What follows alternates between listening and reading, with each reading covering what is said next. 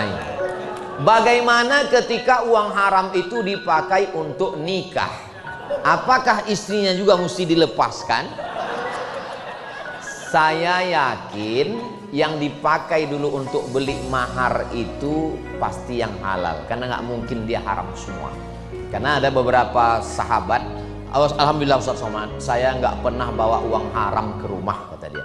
Ke istri, ke anak itu yang halal semua Pak Ustaz. Yang haram untuk selingkuhan. Nah, saya husnuzon bahwa maharnya dulu.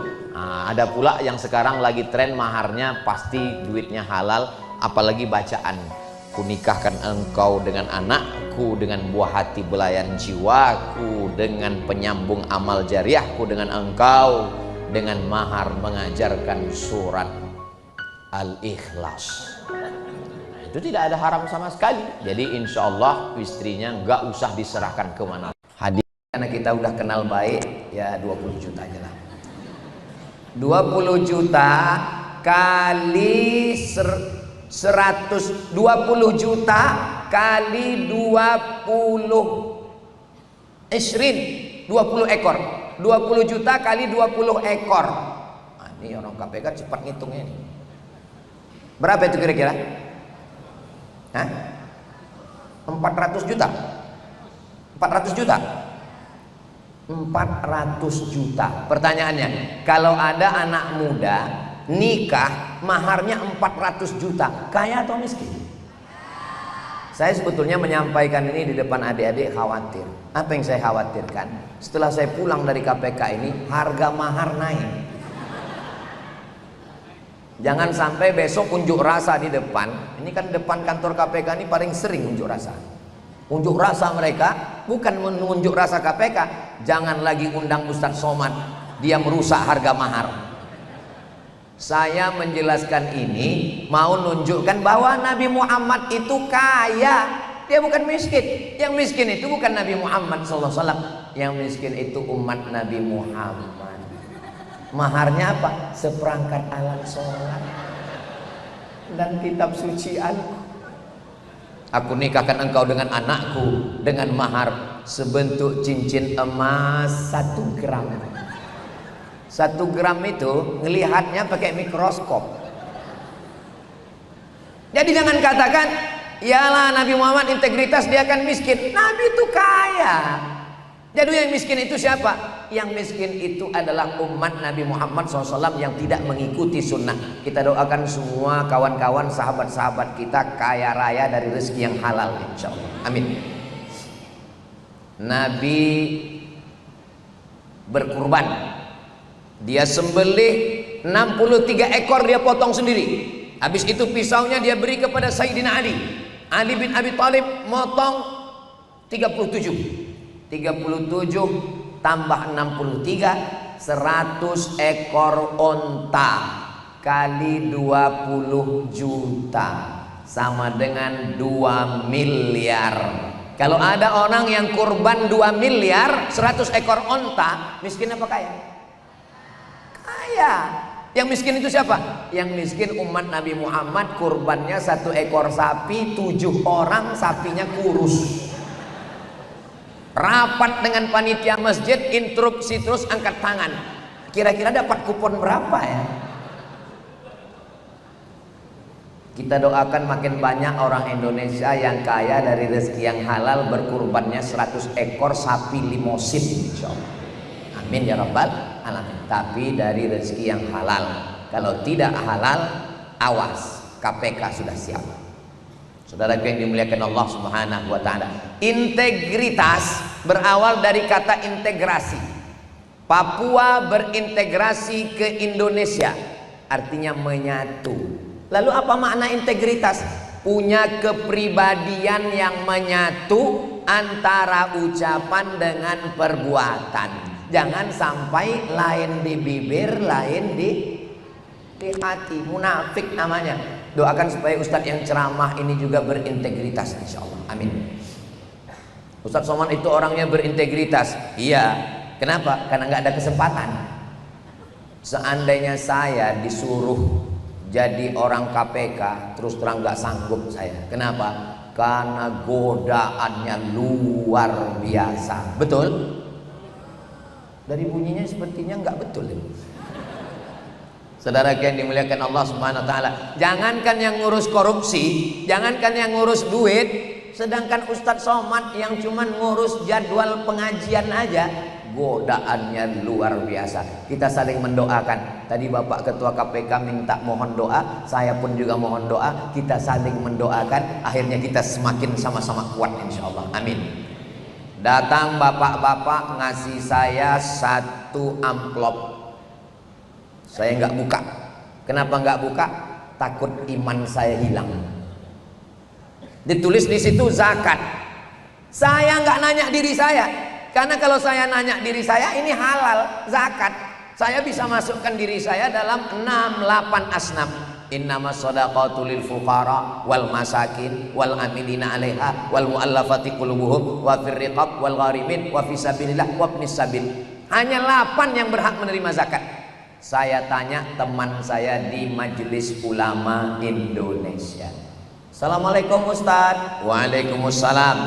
Ini saya ada dapat amplop, ditulis di situ zakat. Saya boleh nggak ngambil ini? Kamu nggak boleh ngambil itu Abdul Somad. Kenapa? Saya kan bisa masuk 8 asnaf. Karena kamu PNS. Waktu itu saya masih PNS. 2019 saya keluar PNS. Karena kamu PNS, kamu dapat gaji, kamu dosen, kamu ngajar, kamu nggak berhak dapat zakat. Maka uang itu saya serahkan ke fakir miskin, tapi tidak saya upload. Tapi di KPK ini saya buka bahwa godaan ada saja. Assalamualaikum Ustaz Somad. Waalaikumsalam. Bisa datang ke tempat kami? Oke, I am coming. Saya pun datang. Minta KTP-nya Pak Ustaz, saya kasih KTP. Dipoto. Selesai dipoto, 2 hari setelah itu datang WhatsApp. Alhamdulillah Ustaz, mobil untuk Ustadz sekarang sudah nyebrang dari Merak Bakauheni menuju Sumatera. Untuk saya, iya. Saya nggak berhak nerima ini. Atas jasa apa? Atas dasar apa? Ini nggak benar. Kalau Bapak kasih ke saya, nanti saya akan serahkan ke panti asuhan Fajar di belakang Kopi Sunda, Jalan Sudirman, Riau.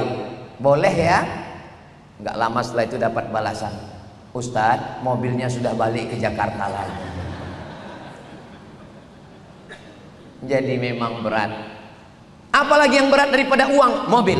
Apalagi yang lebih berat daripada mobil? Cobalah lihat di komen-komen Instagram saya yang followernya 9 juta itu. Ustaz Somad nih ngomongnya sombong. Maksud saya yang belum follow, tolong follow. Cari nanti tolong follow. Ini adik-adik sudah follow? Alhamdulillah. Kelihatannya ada 5 orang yang baru follow. Godaan yang paling berat apa? Uang. Godaan yang lebih berat apa? Mobil. Ada lagi yang lebih berat. Lihatlah di komen-komen di YouTube, di Instagram, di TikTok Ustadz Abdul Somad. Subscribe, like, share, and comment. Apa komen yang ada di situ? Ustadz, jadikan aku yang kedua ya. Ustadz kenapa nggak pernah balas DM saya? Ustadz kenapa nggak pernah balas message saya? Saya nggak tahu passwordnya. Kenapa Ustadz nggak tahu passwordnya? Karena saya takut tergoda. Maka saya serahkan passwordnya ke admin. Jadi tolong kalau ada yang ngerayu-ngerayu saya terus membalas, itu yang balas admin. Mudah-mudahan Allah menjaga hati kita insya Allah. Amin. Saya yang kurus, yang hitam, yang pesek, yang gundul ini masih banyak yang mau. Apalagi pegawai-pegawai KPK yang muda-muda, yang ganteng-ganteng ini, Masya Allah. Mudah-mudahan Allah menguatkan kalian semua sahabat-sahabat. Sedikit yang mengaminkan. Mungkin bagi mereka, godalah aku sayang. Saudara yang dimuliakan Allah Subhanahu wa taala, Nabi Muhammad sallallahu alaihi wasallam punya sahabat namanya Abu Dzar. Siapa namanya? Abu Dzar. Kata Abu Dzar, angkat saya jadi petugas pengutip zakat. Nanti kalau saya dapat SK pengutip zakat, saya dapat jatah 1/8. Bayangkan itu besarnya zakat 1/8. Kata Abu Dzar, tolong angkat saya. Apa jawab Nabi? Abu Dzar sahabat yang jujur, orangnya amanah, orangnya bersih, berintegritas. Tapi Nabi tidak berikan jabatan. Kenapa? Innaka la dhaif, karena kamu orangnya lemah. Orang lemah tidak bisa dikasih jabatan, karena nanti dia akan tergoda, dia akan salah hitung. Zakat yang mestinya 40 ekor kambing 1 ekor, nanti bisa macam-macam. Begitulah Nabi mengajarkan integritas. Karena memang jujur, judul yang diberikan ke saya adalah integritas dari Madinah sampai ke Indonesia, menuju Indonesia yang berkeadilan. Adik-adik yang melihat ke depan bisa dari 2 arah. Yang matanya masih terang, lihat ke sini. Yang nggak jelas, lihat ke sini. Walaupun yang di sini dengan di sini, jangan nanti dipoto lalu dibuat caption, tunjukkan 8 perbedaan. Datang seorang pengutip zakat, ini kambing zakat, ini kambing saya, ini onta zakat, ini onta saya. Nabi marah, wajahnya merah.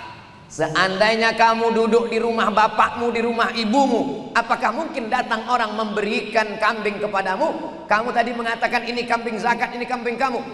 Ini hadiah. Hadiah ini adalah gratifikasi karena jabatan kamu. Kalau kamu bukan amil zakat, kamu nggak dapat apa-apa. Maka Nabi mengharamkan hadiah karena jabatan. Tapi kalau nggak ada jabatan, nggak apa-apa. Contohnya siapa yang nggak ada jabatan? Saya. Makanya kalau ada orang KPK mau ngasih hadiah, ya nggak apa-apa. Karena saya nggak ada jabatan. Saudara yang dimuliakan Allah Subhanahu wa Ta'ala, maka ketika saya mendengar ada orang pejabat yang menikahkan anak, lalu datang KPK membuka surat kertas, nampaknya tipis, rupanya di dalam adalah surat tanah segala macam. Periksa. Ini menyelamatkan orang dari makan haram. Mudah-mudahan Allah menguatkan saudara-saudara kita di KPK ini, insyaallah. Amin. Dari Sabang sampai Papua, 280 sekian juta orang Indonesia menggantungkan harapan untuk mengentaskan korupsi di Indonesia melalui satu lembaga besar yang bernama KPK. Maka kelihatannya banyak, 1.900 sampai 2.000 orang. Ini tidak banyak kalau dibandingkan penduduk Indonesia yang banyak. Tapi saya yakin kiai-kiai di pondok pesantren, para penghafal Quran, termasuk kita nanti di akhir majelis mendoakan semoga bapak-bapak, ibu-ibu, kakak-kakak, adik-adik semuanya sehat walafiat, diberikan Allah kekuatan zahir dan batin, insyaallah. Amin. Kenapa kita tidak boleh makan duit haram ini? Sepiring nasi masuk ke mulut, dikunyah, ditelan, jadi setetes darah. Setetes darah masuk ke dalam jantung. Dari jantung naik ke otak. Darah yang haram naik ke otak, otaknya menjadi jahat. Adik-adik, bapak, ibu, kakak semua hafal ayatnya. Nasiyatin kazibatin khati'ah. Nasiyatin ubun-ubun, kadzibatin pembohong, khati'atin pelaku dosa. Yang berdosakan mulut, yang berdosakan mata, yang berdosakan tangan, yang berdosakan kaki, yang berdosakan kemaluan. Betul. Tapi dosanya datang dari otak. Otaknya dapat ide dari mana? Darah dari jantung. Darah dari jantung dapatnya dari mana? Dari sepiring nasi. Bukan nasi Pak Ustadz, lontong sayur, dari sepiring lontong. Ini menjadi haram. Makanya kalau ada orang, pegawai, pengusaha, pejabat mengatakan, saya nggak pernah ngasih anak istri saya uang haram Pak Ustadz. Yang saya bawa ke rumah semua uang halal. Yang haram-haram saya serahkan ke selingkuhan Pak Ustadz. Nauzubillah, nauzubillah, nauzubillah. Mudah-mudahan Allah menjaga kita semua, insya Allah. Ini dunia ini akhir zaman Pak Ustadz. Dajjal sudah mau keluar, isinya orang jahat semua. Enggak semuanya begitu. lama hidup banyak dirasa, jauh berjalan banyak dilihat. Lama jadi ustadz banyak yang curhat. Saya habis ceramah di Masjid Raya. Ustadz Somad, kita boleh ke rumah sakit? Boleh. Kami pun pergi ke rumah sakit di depan Masjid Raya, Rumah Sakit Umum Arifin Ahmad. Sampai di rumah sakit saya pun diberikan jubah. Biasanya saya pakai jubah, kancingnya di depan, ini di belakang. Pakai jubah. Masya Allah. Naik ke lantai atas, masuk ke ruangan kaca. Di ruangan kaca saya dipersilakan, silakan masuk Pak Ustadz. Saya pun masuk di pintu, mereka di luar. Bapak nggak masuk? Enggak, Ustadz aja. Begitulah mereka memuliakan saya. Rupanya di ruangan itu penyakit menular semua. Nama ruangannya tertulis di atas ICU. Artinya ICU, you don't see me. Mata terpejam, sepi sunyi, yang ada cuman suara ting ting ting ting ting ting. Saya yang jadi khawatir. Bayangkan kalau begitu saya masuk tiba-tiba serentak ting. Lalu kemudian kami pun mendoakannya, kami kemudian menzikirkannya, membacakannya selawat, selesai. Habis itu kami pun pergi sarapan. Lalu kemudian setelah itu ada orang yang nanya, katanya Ustadz tadi ada yang ngajak ke rumah sakit ya? Ya, itu yang Ustadz jenguk itu orangnya dulu waktu masih ASN PNS, orang baik Pak Ustadz. Bapak tahu baik dari mana? Kami pernah bawa uang 1 koper ke kantor dia waktu kami minta proyek Pak Ustadz. Loh, Bapak kan jamaah. Itu zaman kami masih jahiliyah Pak Ustadz. Kami bawa 1 koper uang untuk minta proyek. Dia katakan, saya tidak mau uang haram. Anak istri saya nggak boleh makan haram. Kalaupun dia sakit sekarang, itu karena Allah mengangkat darjatnya Pak Ustadz. Orang baik Pak Ustadz. Ternyata orang baik itu masih ada, dan insya Allah berkumpulnya di KPK ini, insya Allah. Amin. Dari bunyi aminnya seperti kurang yakin. Orang KPK memang dia nggak boleh bersuara banyak-banyak Pak Ustadz. Dia nggak boleh banyak komen karena dia action saja. Maka aminnya pun cuma dalam hati. Saudara yang dimuliakan Allah Subhanahu wa taala. Ada seorang jamaah, anaknya tertangkap pakai narkoba. Tangkap. Bapaknya berusaha untuk nyogok hakim, bawa uang. Yang cerita ini siapa? Yang cerita yang bawa uang, cerita ke saya. Loh, kenapa Ustaz ceritakan di sini? Enggak apa-apa, karena enggak sebut nama. Menjaga kode etik jurnalistik. Kami bawa uang ke hakimnya Pak Ustaz. Apa kata hakimnya? Saya nggak mau ngasih uang haram ke istri dan anak saya. Masih ada. Kalau saya cerita integritas Nabi, orang akan ngomong, iya dia kan Nabi. Kalau saya cerita integritas ulama, dia kan sahabat Nabi, dia kan imam. Ini orang masih ada, masih hidup di zaman ini, zaman edan, zaman gila, zaman akhir kiamat, masih ada orangnya. Memang orang-orang berintegritas ini ya hampir punah.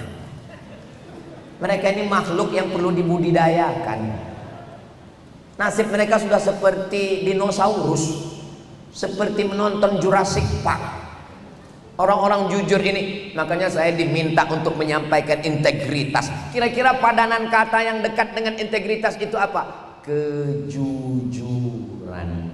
Kejujuran ini kita didik dari kapan? Dari sejak kecil. Siapa yang menanamkan kejujuran? Apakah Ustadz dapat kejujuran itu ketika profesor? Tadi Pak Ketua KPK mengatakan saya tidak memanggil Ustadz dengan profesor. Biar supaya lebih akrab, saya panggil Ustaz. Bahasa Inggrisnya profesor, bahasa Arabnya Ustaz. Jadi Pak Setio, beliau lebih suka bahasa Arab daripada bahasa Inggris. Saya tersanjung Pak Setio. Karena dulu di ijazah kami, Rektor Universitas Al-Azhar, Al-Ustaz Ad-Doktor Ahmad Omar Hashim. Biasanya disingkat dengan Alif Dal. Alifnya itu Ustaz, Dalnya itu doktor. Ustaz itu artinya profesor doktor. Tapi memang orang Indonesia nih hebat. Yang profesor di Mesir sampai ke Indonesia jadi guru ngaji. Semua ustaz. Saya dulu Pak Ketua nggak pernah pakai titel yang panjang-panjang itu. Makanya saya selalu bilang ke panitia, kepala dinas, kepala badan, kepala kantor, siapapun pejabat, nggak usah baca, saya bilang. Kalau payah nyebutnya bilang aja Ustadz Abdul Somad dan seterusnya. Cukup. Kenapa Ustadz sekarang pakai titel panjang-panjang? Dulu waktu saya pulang cukup Ustadz Abdul Somad. Udah, nggak usah tambah lagi. Rupanya di tempat saya ada jual koran. Di halaman terakhirnya itu banyak sekali ustadz jual minyak lintah, obat kuat. Jadi saya khawatir nanti mereka nggak bisa membedakan mana yang ustadz ngaji, mana yang ustadz lintah. Itulah maka dibuat panjang. Ini perlu saya jelaskan di sahabat-sahabat KPK supaya jangan ada fitnah di antara kita. Jadi Profesor Dr. Abdul Somad LC, DESE, PhD itu adalah, ada lagi yang belum Pak Ustaz, ada satu lagi yang belum, apa? Almarhum. Itu semua dunia-dunia semua. Kita akan mati menghadap Allah. Nggak ada malaikat nanya S1, S2, S3. Nggak ada. Yang ditanya adalah Marrabbuka, siapa Tuhanmu? Maka insya Allah kita menjawab Rabbi Allah, Tuhan saya Allah. Karena pengawasan itulah yang menjaga kita. Kalau diawasi oleh ketua KPK, ketua KPK akan tidur, akan keluar kota. Tapi kalau kita diawasi oleh dia, siapa yang mengawasi? La ta'khudhuhu sinatum wala naum. Dia yang tidak tidur. Bahasa Al-Qur'annya la ta'khudhuhu sinatun. Kalau bahasa kitanya Gusti Allah mboten sari. Tuhan tidak tidur, dia akan melihat segala perbuatan kita. Kita sembunyikan di dalam lubuk hati kita yang paling dalam, di dalam otak kecil pikiran kita. Semua Allah akan ungkapkan nanti. Al-yauma nakhtimu ala afwahihim, mulut terkunci. Wa tukallimuna aydihim, tangan akan bicara. Wa tashhadu arjuluhum, kaki akan bersaksi. Bima kanu yaksibun, atas semua yang mereka lakukan. Mulut yang paling pandai bersilat lidah mencari alasan, mulut terkunci. Tangan akan bicara. Dan ketika itu tidak ada yang bisa membela. Hari ini bisa dibela dengan bayar pengacara. Saat itu pengacara pun tidak bisa membela dirinya sendiri. Kita hanya akan dibela oleh amal somad. Amal soleh kita yang akan membela kita. Kalau saya ceramah tablik akbar di stadion Tanah Lapang, itu masyarakat biasa yang mungkin hanya bermanfaat untuk dirinya saja. Tapi kalau saya ceramah di KPK, ini saya berceramah di depan orang-orang yang punya kebijakan, orang yang tanda tangannya, keputusannya, tatapan matanya. Bagi kalian, adik-adik, kawan-kawan, sahabat-sahabat, mungkin jadi pegawai KPK ini biasa aja. Tapi bagi orang yang tes PNS nggak lulus-lulus sampai 16 kali, melihat baju seragam kalian, melihat PIN kalian, melihat jabatan kalian, melihat kantor kalian, ini nikmat luar biasa. Memangnya siapa Pak Ustadz 16 kali tes nggak lulus-lulus? Ki Joko Bodo, almarhum, dukun. Karena nggak lulus PNS akhirnya jadi dukun, tapi setelah itu beliau bertobat nasuha, istananya dia wakafkan jadi masjid.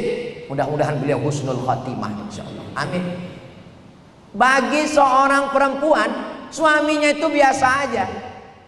Bahkan suaminya dia bilang, kamu ini 4L. Apa maksudnya? Lu lagi, lu lagi. Tapi bagi orang yang belum ketemu jodoh, itulah pangeran yang dinanti-nanti. Mudah-mudahan yang belum ketemu jodoh segera ketemu jodoh insyaallah. Banyak juga yang belum menikah.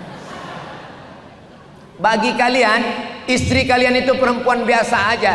Tapi bagi orang yang belum menikah, yang dipinang gak dapat-dapat, tanam pinang rapat-rapat agar puyuh tak bisa lari. Sudah kupinang tak dapat-dapat, kurayu-rayu ku bawa lari. Bagi kalian sesuatu yang biasa, tapi bagi orang awam itu sesuatu yang luar biasa. Saya tausiah ke Jakarta ini setahun 6 bulan. 6 bulan, ini setelah bulan September, Oktober, November, Desember, Januari, Februari, Maret. Nanti Maret baru saya datang lagi. Saya datang ke Jakarta hari Jumat, Sabtu, Ahad, Senin pulang. Dan ini adalah tausiah terakhir. Mestinya tausiah terakhir ini baterainya kan udah 5 watt, sudah habis ini. Saya berpikir di KPK ini saya nggak bisa bersuara menggelegar lagi. Saya pikir ceramah saya hanya lemah lembut saja. Marilah kita menjaga integritas. Kita semua akan mati. Masya Allah. Terima kasih Pak. Terima kasih. Kalau Tuhan pergi ke Madinah, mesti banyak tersenyum. Sudah lama saya ceramah, baru ini dibawakan air minum. Masya Allah. Saudara yang dimuliakan Allah Subhanahu wa Ta'ala, jadi berbicara tentang integritas, maka yang mendukung bukan cuman iman, bukan cuman tauhid. Kenapa Ustadz siang ini ceramahnya menggelegar? Karena yang di hadapan saya ini orang-orang yang aktif, orang-orang yang masih berkarya, orang-orang yang tanda tangannya, tatapan matanya. Kalau saya ngelihat orang, saya lihat orang biasa aja. Kalau saya ngelihat manusia biasa aja. Tapi kalau orang KPK ngelihat, mencret itu orang lihat. Makanya kalian adik-adik yang belum menikah, kalau kalian mana tahu mau jatuh cinta ngelihat cewek, lihat-lihat dulu. Kalau dia memang pegawai, bisa tumbang dia. Masya Allah. Kalau Tuhan sedang umroh, jangan sampai gunting kuku. Sudah lama saya ceramah, baru ini dibawakan bangku. Kenapa beliau membawakan kursi? Karena nggak boleh minum berdiri. Ini bukan pondok pesantren, ini di KPK bro. Mereka tahu nggak boleh minum berdiri. Masya Allah. Sebetulnya mereka ingin mengajarkan kepada masyarakat, jangan minum berdiri. Orang KPK aja minumnya duduk, masa kamu minum berdiri? Saudaraku, jangan kemana-mana, kita lanjutkan setelah yang satu.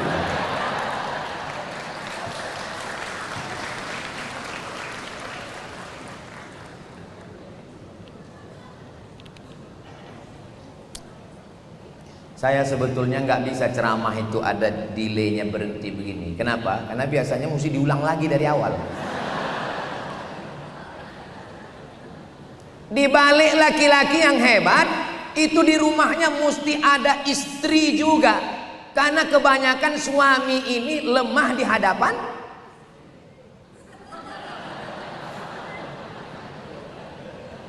papa. Tetangga kita itu mobilnya baru, Pak. Gimana bunyi klaksonnya? Kredit, kredit. Suaminya kuat, suaminya tegar, tapi godaan luar biasa. Pulang acara walimah, nikah, akikah berkunang-kunang, pening pusing kepala. Bapak yang sayang istri dibawakan balon berwarna